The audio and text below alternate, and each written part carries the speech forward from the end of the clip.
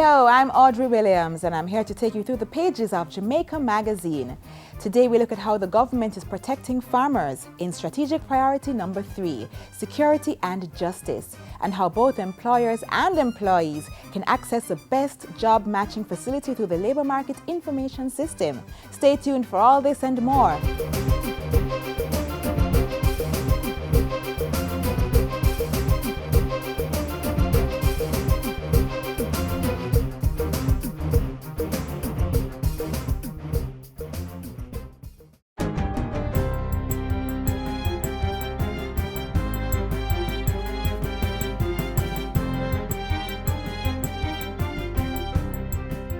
Good day, I'm Andrea Chizom and this is your JIS News for Wednesday, July 22. Education Minister Reverend Ronald Thwaites says the planned closure of 18 schools in September is ultimately intended to make the school system more efficient. He announced the 18 schools that will be closed during a statement to Parliament on Tuesday. The schools all have small populations ranging from a low of 16 to a maximum of 68 students. Affected students have been relocated and the minister says no permanent staff will be negatively affected. No permanent staff at the school, at any school to be affected, is likely to lose their job, and necessary consultations have been engaged for the relocation of teachers, and some have opted for early retirement.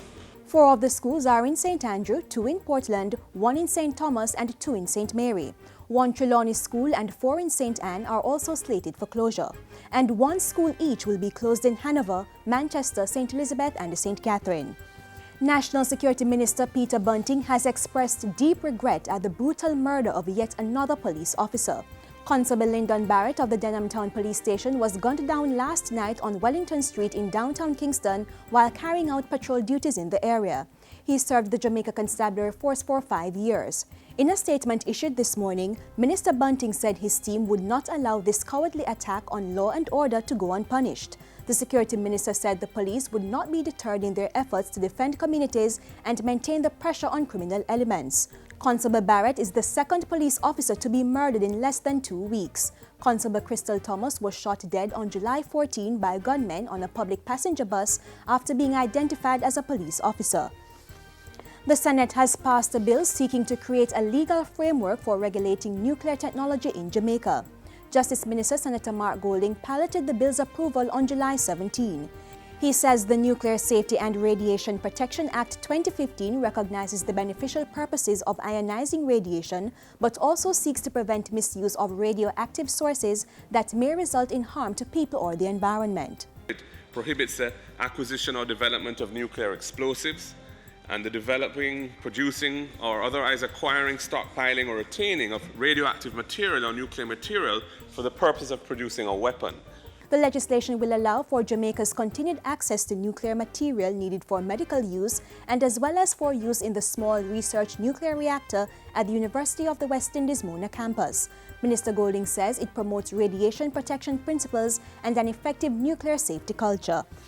The National Irrigation Commission is to embark on an economic feasibility study over the next 18 months to determine how it will implement a wind power irrigation project. The renewable energy project involves evaluating the feasibility of using wind technology to reduce the electricity cost of providing irrigated water to farmers. It's expected to generate 5 megawatts of energy in the Newark Spurtree area of Manchester. It comes after a 12-month data collection exercise and assessment of the quality of the wind regime at the site. We are of the view, even at this stage, it is a project which can move forward. The most critical outcome of the wind measurement campaign is that the wind quality or regime at Newark Spurtree site is very suitable for wind development. The project is in collaboration with the Ministry of Science, Technology, Energy and Mining. And finally, government is assessing a new model for the privatization of public bodies, which involves enlisting them on the stock exchange. It has been suggested by former New Zealand Minister of State-Owned Enterprises, Richard Prebble.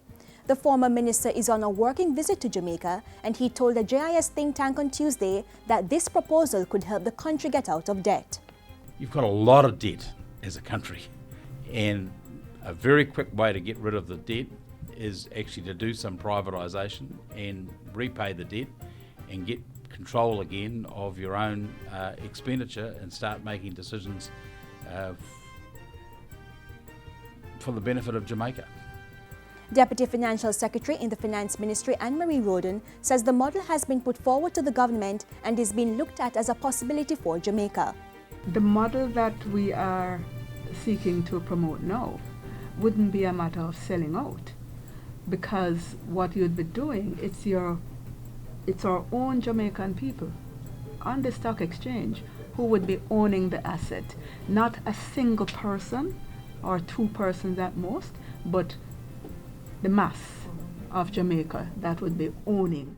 Minister Preble is joined on the working visit by Laurie Darcy from the Asia Development Bank, promoting the findings of a study in a publication entitled Finding Balance 2014, benchmarking the performance of SOEs in island economies.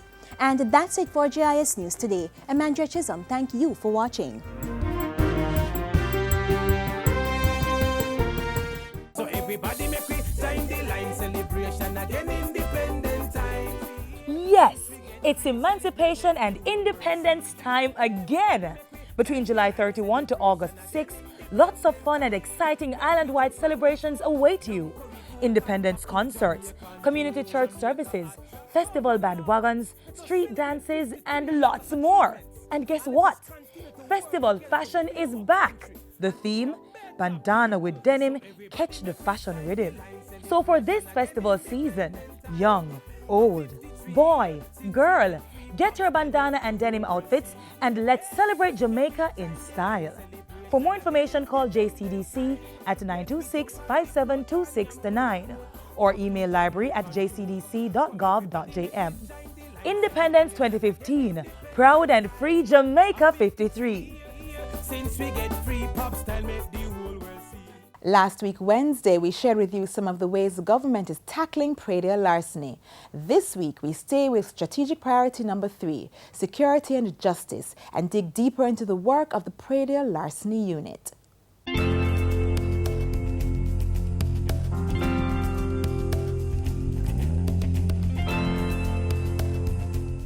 Farmers, let us be serious about predial larceny.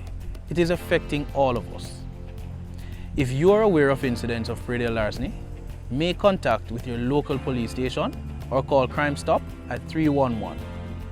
Predial larceny is everybody's business. And the Predial Larceny Prevention Unit is doing more than just talking about the problem. They're actually in the field, working with farmers to protect their livelihood from predial thieves. I can see clearly now, the rain is gone. The agriculture sector suffers losses of $6 billion each year due to predial larceny.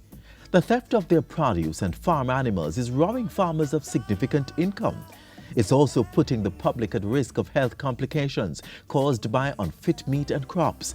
For example, crops that might have been sprayed just before the theft or animals slaughtered in unsanitary conditions. But with the establishment of the Predial Larceny Prevention Unit in March, agricultural security is being heightened. The persons who are stealing, the persons who are committing the act of predial larceny, or as we call it, farm terrorism, once we find you, we will ensure that we take swift action, swift and decisive action in terms of prosecutions. The unit is headed by members of the Jamaica Constabulary Force and is housed at the Agriculture Ministry. They have been applying strategies that represent a model for success. Since the establishment of the unit, we have formed strategic alliances. We have been doing operations monthly, at least 4 operations monthly, geared at going after predial thieves, setting up strategic vehicular checkpoints along the roadway in the different parishes, just to ensure that we enforce the Agricultural Produce Act, Predial Larceny Act, the Unlawful Possession of Property Act, and all of those acts that we use to support our fight against predial larceny. We have also been forming strong relationship across the island with farmers to give them that sense of security, to remove that perception that, hey, we're facing some significant challenges and nobody is doing anything. So we ensure that we are there for the farmers in relation to court cases whenever they are going before the court, we ensure that we attend court and we are there with them just to show that sort of support. Operations conducted between March and June 30 of this year revealed major achievements by the unit. These include the recovery of over 170 assorted animals. Unrelenting, we have been able to arrest a total of 65 persons. We have amassed a total of 94 breaches from those arrests, and persons have been charged for different offenses. And we're talking about unlawful possession of property under the Predial Larceny Act, under the Public Health Act. In relation to the fines, I can remember the largest fine, based on memory, comes under the Food and Drug Act, where persons were selling food that is not fit for human consumption. And the fine for that, single offense, was $40,000. And we charge about 7 or 8 persons for that offense. Over 4,000 pounds of assorted meat not certified by the Public Health Inspection Division were removed and destroyed by the unit. It is this level of action by the Predial Larceny Prevention Unit that is assuring the farmers and the general public that government is serious about protecting the sector from farm theft. We are hell-bent on going after the major players that are contributing to this Predial larceny problem. And these are mainly the end users, the persons who are purchasing the stolen produce. If we can dismantle that market, then of course we will significantly disrupt Predial larceny and Predial thieves in terms of their operations. Proposed amendments to the Predial Larceny Act, which are now before the Parliamentary Council, will give added support when passed. The amendments will broaden the definition of Predial larceny to cover the theft of livestock, including fish, increase the fines for breaches under the Agricultural Produce Act and the Predial Larceny Prevention Act, and simplify procedures for registering and licensing all handlers of agricultural produce.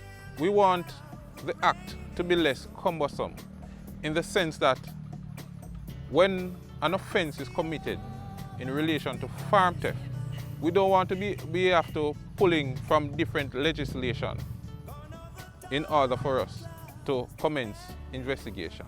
Within its first 4 months of operations, the Predial Larceny Prevention Unit has been able to provide a sense of trust and security to farmers.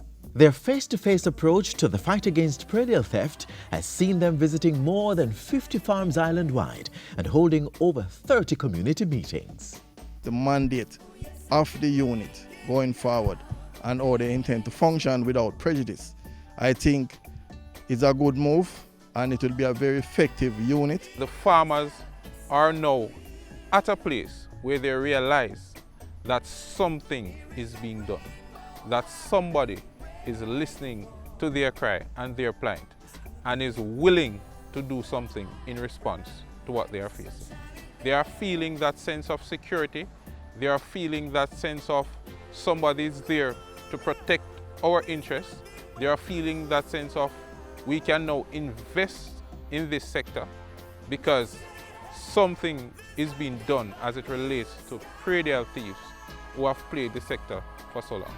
And so with each passing day, the task of ensuring that sustainable development takes place in the agricultural sector is being enforced by ensuring that farmers are provided with security and see justice when criminals attack their livelihood.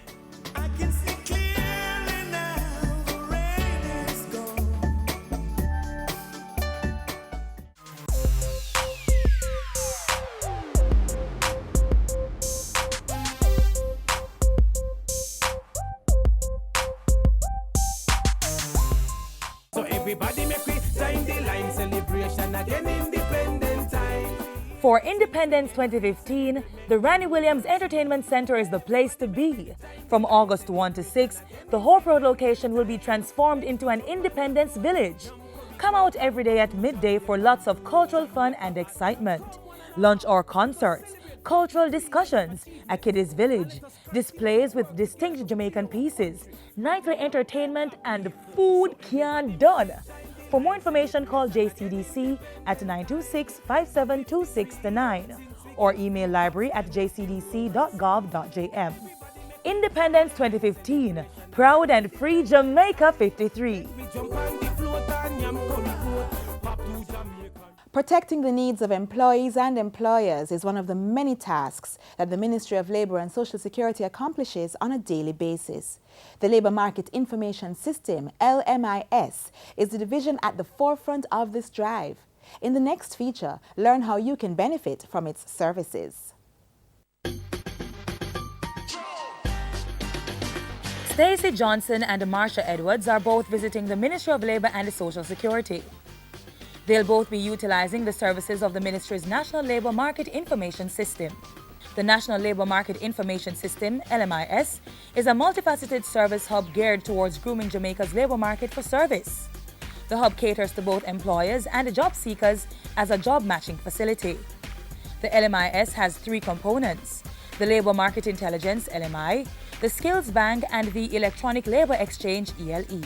We are about the business of not only opening up markets for jobs, but also opening up the minds of our innovators, entrepreneurs and employers to the possibilities for job creation.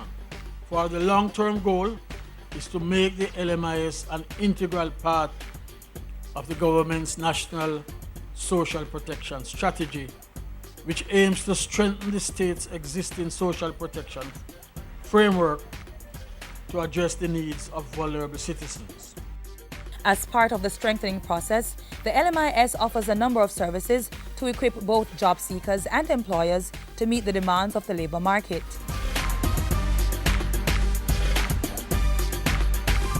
The Labour Market Intelligence, a component of the LMIS, provides information on programs and training opportunities for the youth and funding assistance for education and small businesses. Additionally, the LMI division analyzes quantitative or qualitative data and reviews the emerging trends and factors which influence the labour market.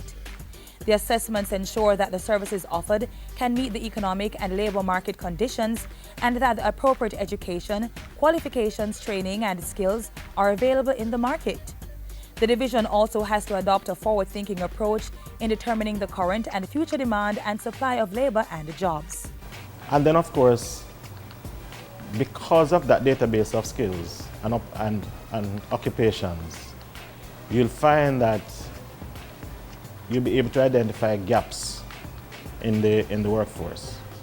And so persons such as education planners, career developers, curriculum developers will be able to identify where those gaps are and to develop curriculum and training programs to attract persons to fill those gaps in the workforce. Just down the aisle, Marsha Edwards is meeting with an LMIS representative. As a beneficiary of their services, she is confident that the LMIS can provide the employees needed to fill the vacancies within her organization. The Electronic Labour Exchange allowed Ms. Edwards to upload vacancies in her organization and then search for possible employees through the LMIS Skills Bank. The Skills Bank is a crucial tool for both employers and job seekers as it hosts an untapped resource of skills and services available to the Jamaican job market. It is a free site, and therefore I see it also as a cost-saving device for employers in that their advertising budget can be reduced because they'll be able to access this information freely on the website. The Skills Bank will also assist in finding the jobs locally, and therefore I think that it will also assist in reducing the reliance on foreign workers, hence the need for work permits. But it also has an advantage for employees, for workers, because they're able to post their resumes on the website, and those resumes will be available to all employers, and so they may find job opportunities that they will not normally find by sending out applications. The Skills Bank can also be used to determine the hot jobs in the marketplace and therefore position the LMIS to better meet the needs of employers and job seekers.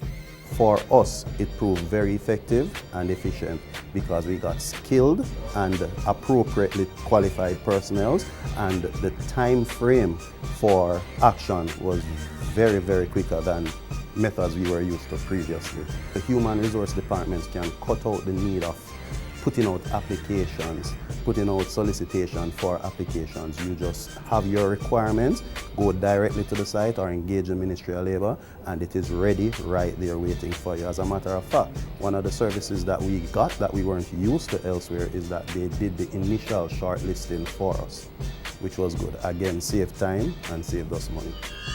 Let's take a break to find out how you can travel this summer without needing a visa. Then we'll return with part 2 of the feature.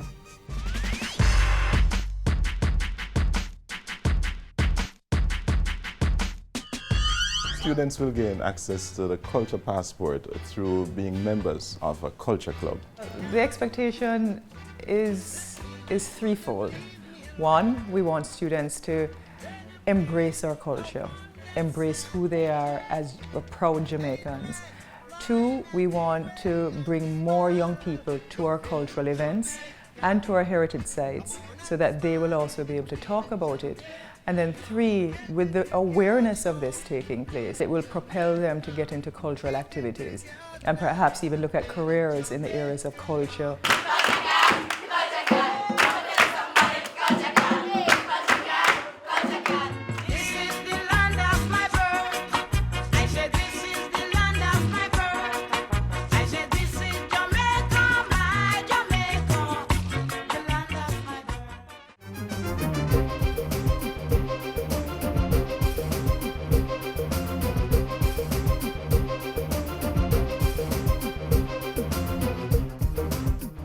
Let's continue with our feature on the Labour Market Information System.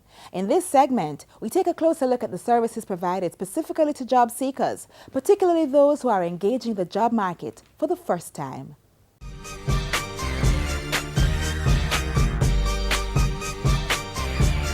For her first stop, Stacey Johnson will be participating in the initial job seeker screening process conducted through the Electronic Labour Exchange section.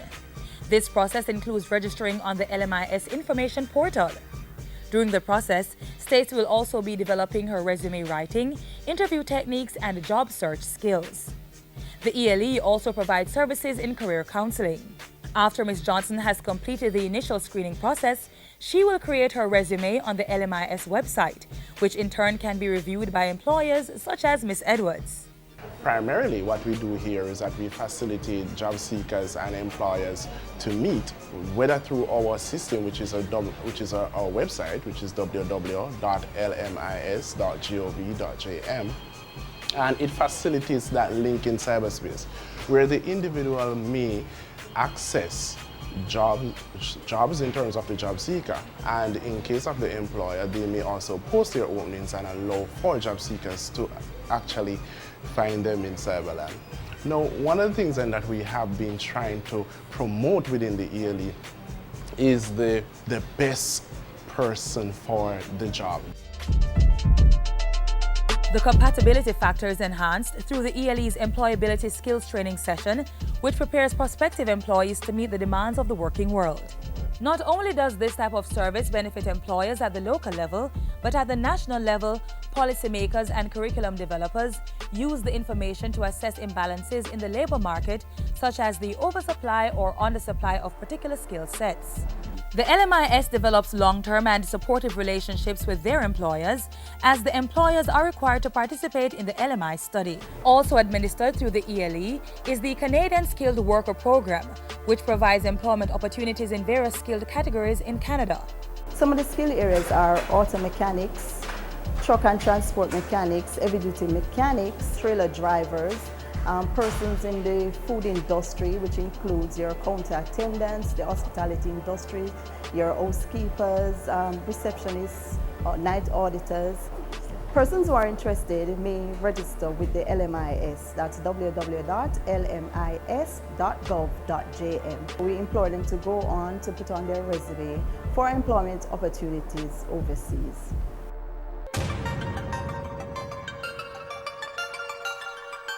In addition to their in-office services, the LMIS uses two primary means to ensure optimum service to their clientele, through their online portal and their employer service representative programs.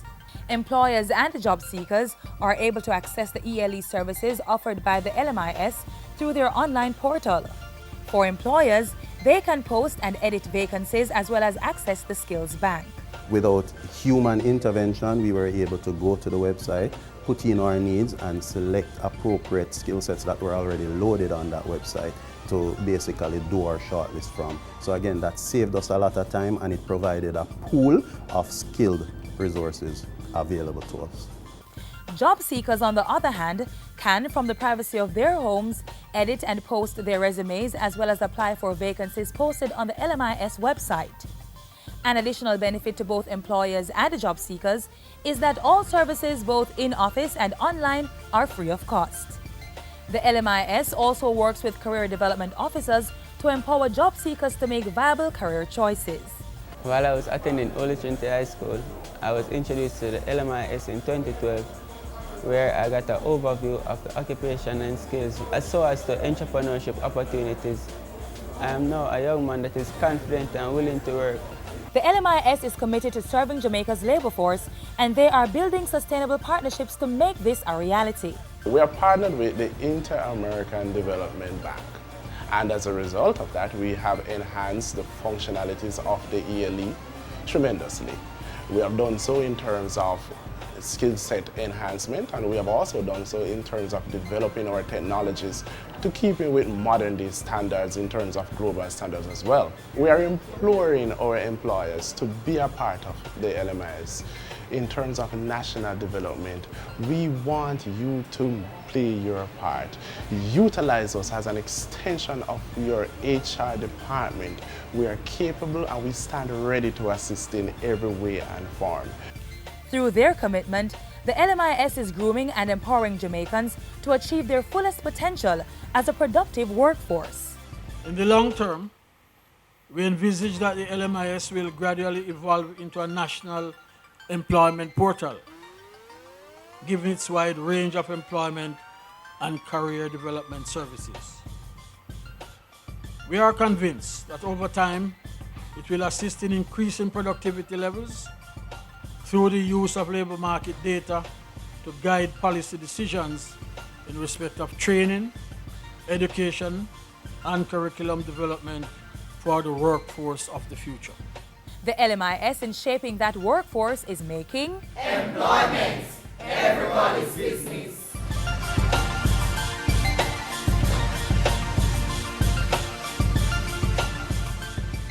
So everybody make we sign the line, celebration again, independent time. Come catch the Independence 2015 fever and join in the competitions. There's the Best Decorated Office and Window competition for business and office owners, Best Decorated Town competition for parish councils, Best Spirit of Independence competition for media houses, and Best Diaspora celebrations for the Jamaican Massive Living Abroad. So what are you waiting for? Make we celebrate! To enter, simply submit 6 photographs of your project by July 31 to jcdc.festival2015@gmail.com. The competitions run from July 15 to August 15. For more information, call JCDC at 926-5726-9 or email library@jcdc.gov.jm. Independence 2015, proud and free Jamaica 53. A 53 year since we get free.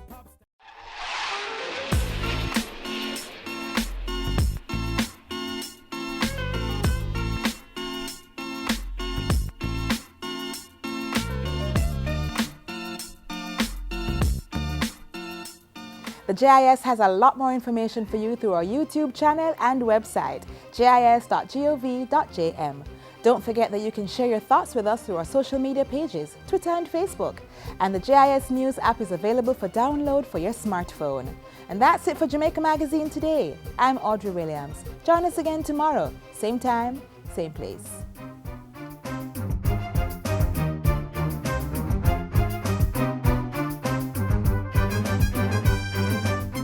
This has been a production of the Jamaica Information Service, the voice of Jamaica.